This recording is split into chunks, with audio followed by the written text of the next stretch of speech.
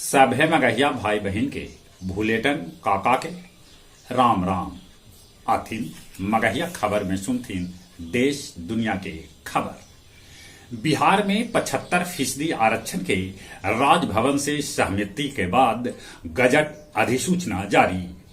राष्ट्रपति द्रौपदी मुर्मू उड़ीसा के बादाम पहाड़ स्टेशन से 3 गो ट्रेन के हरियर झंडी दिखा के रवाना कैलका।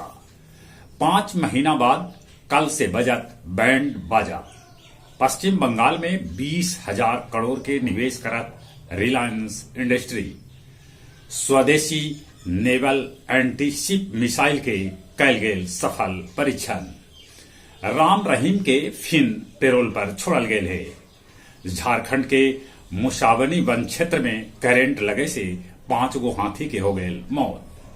नेशनल हेराल्ड केस से जुड़ल यंग इंडिया के 751.9 करोड़ के संपत्ति ईडी के साथे जुटल। उत्तराखंड टनल में फंसल सभे 41 मजूर अबले सकुशल, बचाव कार्य जारी। शंकर नेत्रालय के संस्थापक डॉक्टर एस बद्रीनाथन न रहलन। मधेपुरा डीएम के गाड़ी से 4 आदमी रौंदा गलन, जकरा में 3 गो के हो गए मौत। उत्तरी गाजा में इजराइल के अभियान तेज। गाजा के 3 गो अस्पताल खाली करा देवल गेल। कांगो में सेना भर्ती के दौरान भगदड़ होल, जकरा में 37 आदमी के हो गए मौत। मानपुर गौशाला के 20 एकड़ जमीन पर लगावल जाए पेड़ पौधा। एयरपोर्ट भी सड़क हादसा में नगर प्रखंड स्थित लालगंज के पूर्व मुखिया अजीत यादव के हो गए दर्दनाक मौत। पटवा टोली में अबले 370 से बेसी लोग चिकनगुनिया से होलन परेशान। बंदुआ मझौली गांव में क्रिकेट के लेके विवाद होल, जकरा सुलझावेला गया के डीएम एसपी के लगे पड़ल। अब कुछ खेल के समाचार।